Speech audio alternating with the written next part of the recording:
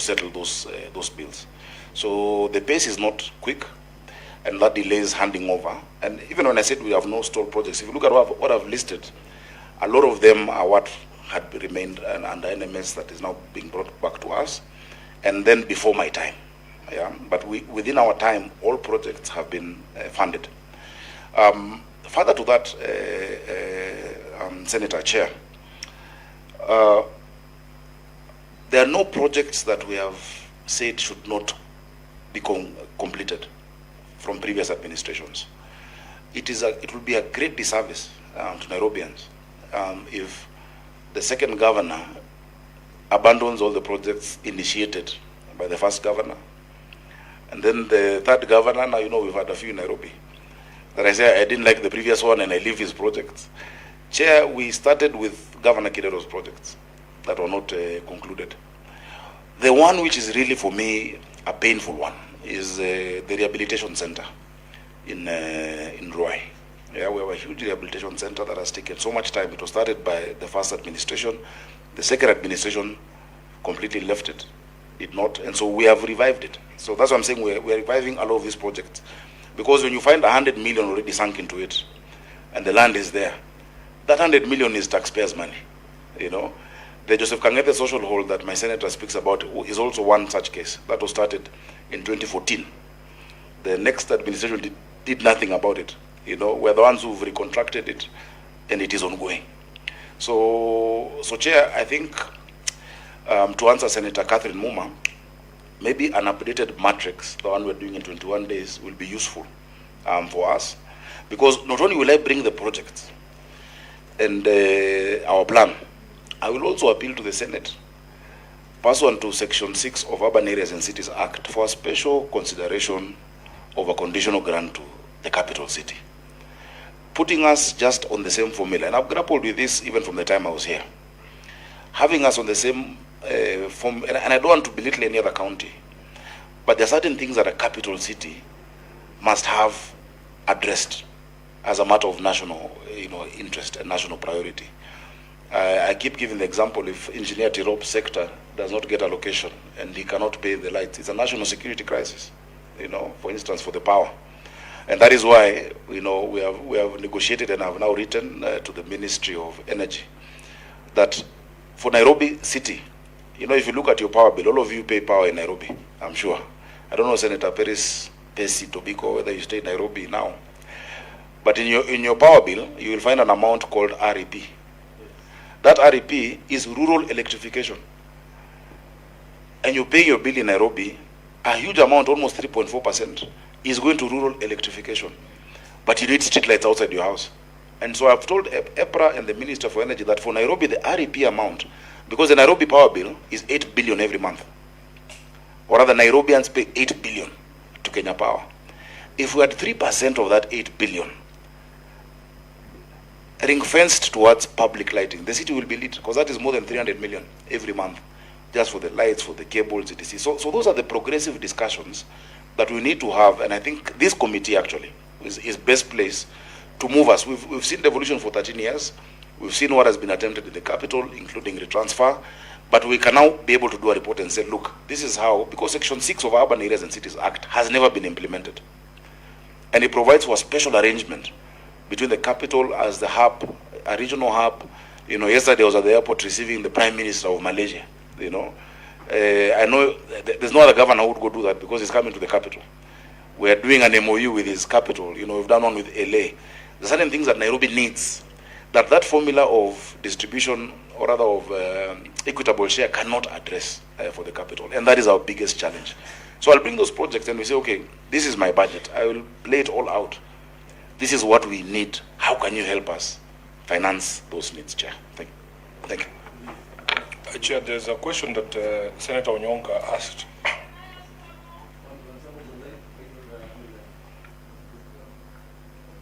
Yeah, there is a question that Onyonka asked that the governor has not responded to, but perhaps just to jog the memory of the committee and Senator Onyonka. There is a report by the County Public Accounts Committee, which was adopted by the House, that looked at the fiduciary risk exposure of all the counties. And I have to read this definition for fiduciary risk so that you understand what we are saying, Chair. It's an assessment on the level of misapplication and misappropriation of resources. This relates to the likelihood that funds are not used for the intended purpose, do not achieve value for money, and are not properly accounted for. So the total risk for all the counties was 532.6 billion. That fits in that definition. And Nairobi was leading with 157 billion such amounts. Chair, the total value of stalled projects is 7.59 billion for all of the counties. But out of that, Chair, you'll see like for our 4 hospital projects alone, we are talking a total of about 1.36 billion Kenya shillings. So it's a serious issue, Governor, and I wish that we would focus on that before we start looking for governors of LA to come and sign agreements with us. We need to resolve our own issues here. We finish Joseph. We're not doing that, Senator. But I agree with you, and I'd love to see the report on fiduciary risk. It will be important to look at it. If you can share, please. If you have the same number, I just forward to you right now.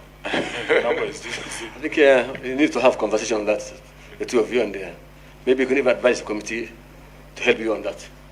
So, as you said, the condition grant is very important to offset for this city. Chair, Mashima Paris.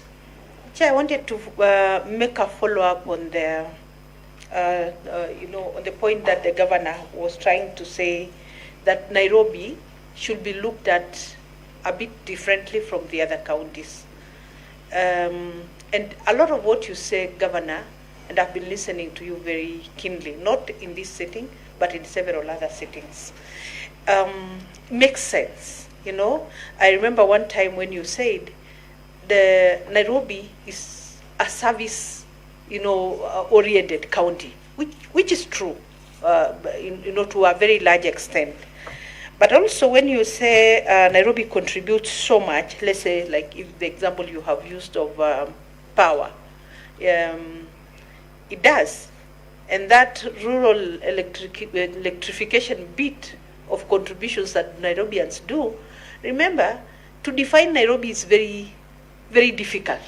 Because the same Nairobians who are here are the same people who are in those rural places, and they want that power. And you are Nairobians also, a lot of people working in Nairobi are living outside Nairobi. So sometimes to define who is a Nairobian is a bit challenging. And I have always told you, Governor, whenever you are making a case for Nairobi, please make a case for the entire metropolitan area, including Kajiado. So that when we are talking about infrastructure, it should be inclusive of the neighboring counties that are accommodating a lot of Nairobians. I think that one now, we will be having a more holistic picture of our city. Then, Governor, I also wanted maybe to get your opinion on what has been proposed severally.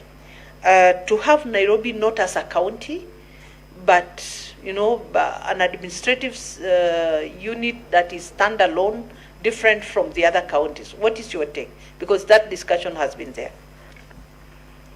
Check and answer. Maybe let Catherine ask one question. Mr. Catherine. Thank you, Your Excellency. Now, there is, we are currently, as a committee, discussing with parastatals that are holding county functions. And we had a conversation with, Kura the other day, and I wanted to know who should take responsibility who needs to take responsibility for floods in Nairobi. I think in another committee we have had a chat with you, and when we are discussing the issue of county roads, for instance, you actually indicated that those are, quote unquote, roads that are still treated as Kura roads. What is it that can be done for the roads infrastructure in Nairobi to actually be properly invested in? And is it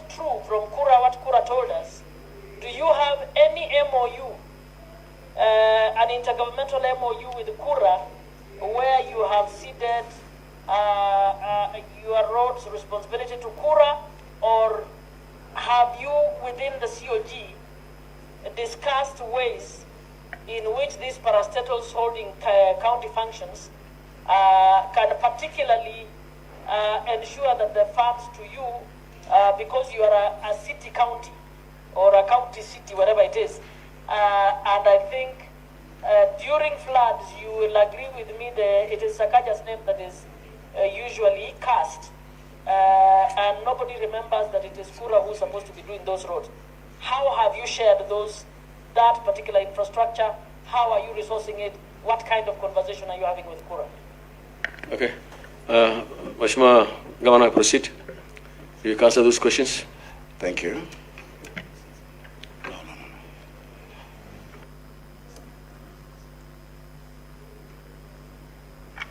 Chair, sorry, I'm just giving an instruction.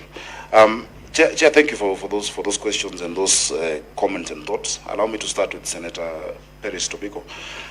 I agree with the issue of Nairobi being, when we make a case for the city, that we should make a case also, for our neighbors.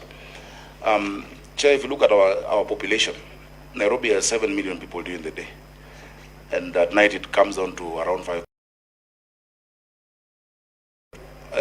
Go to Kajiado, Ongata Rongai, Ngong, Kiambu, and the outskirts of Waka. But Chair, the formula for giving money to counties is based on a census that is done at night. Now, when the census is done at night, but the services are sought during the day. You use the roads during the day, you go to hospitals during the day, you need the water during the day mostly. And so that is one thing that needs to be looked at, in terms of when are we counting these people. Some of the interventions we're making are really well. And I'll give you an example. We're planning to do a level 5 hospital on Magadi Road, because that is on your way to Ongatarongai. Because we find if today you go to Magathi Hospital, a huge population has come from Kajiado County in terms of the patients, and they say they've come from there. Because within their county, where they'll find a level 5 is on the far end, on the other side. And so they will come use our services in our hospitals, but when we're getting allocations, that is not factored in. So I agree, we need to have that in mind. And many of our interventions, including in transit, we've really fought for the dualing of that Magadi Road, which is now being done. And that helps Ongatarongai and Kiserian. We fought for the dualing of Kiambu Road from Muthaiga up until Dumberi. That has now been provided for. And so we look at the bigger picture, And so when we say that power amount, it is the physical bill that is in the city. Because it is hard for you to pay that 4%, yet outside your house, there's no, the lighting infrastructure that we need to keep doing. And previously I've spoken about the challenges in terms of vandalism, the challenges in terms of needing to work with the police. On water, we've made progress when we started creating what we call the water police, together with the national government. And it really reduced theft of the water in our non-revenue water. Because a lot of it, and I give an example, along Airport North Road, when we went with them, we found what looks like a kiosk. There's a lady there who has a kiosk. But when you go inside, you go underground, she has 16 pumps. She's a pumping station, supplying water to floods. And she's also supplying power. So she is Kenya Power and Nairobi Water. But outside you think it's sweet, And so once the level of water comes up, which we've increased by 140 million liters now, we still have 250 that is remaining. We can then incorporate technology like SCADA technology that we can be able to see. So, Chair, yes, I agree. The issue of Nairobi as a county, I remember during the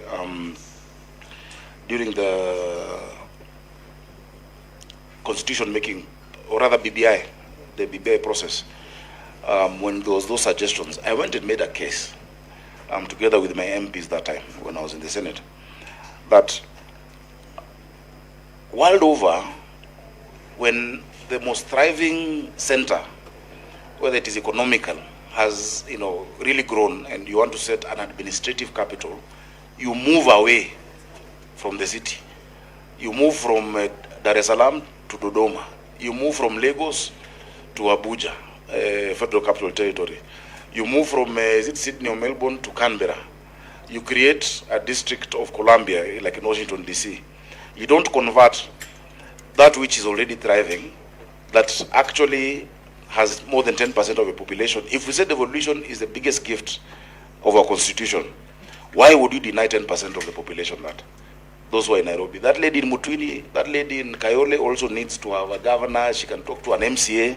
And so we hold strongly, Nairobi should remain as a county, but we should look at the financing and some of the structures of governance. We've just passed our legislation on boroughs. We've created our 6 boroughs in Nairobi, where we've brought in a number of constituencies. So the Northern Borough has a number of constituencies. Eastern Borough, I've appointed borough managers last week. And in these boroughs now, you've stepped down the administration such that the person looking at solid waste in Dandora and water is not the same person thinking about it in Langata, and they have some budget and some form of, it is a structure that has better absorption than just a constituency. A constituency is not economically viable per se for economic absorption, but a borough with 3 of them coming together, because we have 17 constituencies, then is a better way of engaging and through doing public participation. So that is my position. And that is why Section 6 and the whole Urban Areas and Cities Act talks about that special relationship and additional funding. And you'll have an easier time, even when you're doing division of revenue, if you remove Nairobi from that formula. Just remove Nairobi from it, possibly in Lamu, because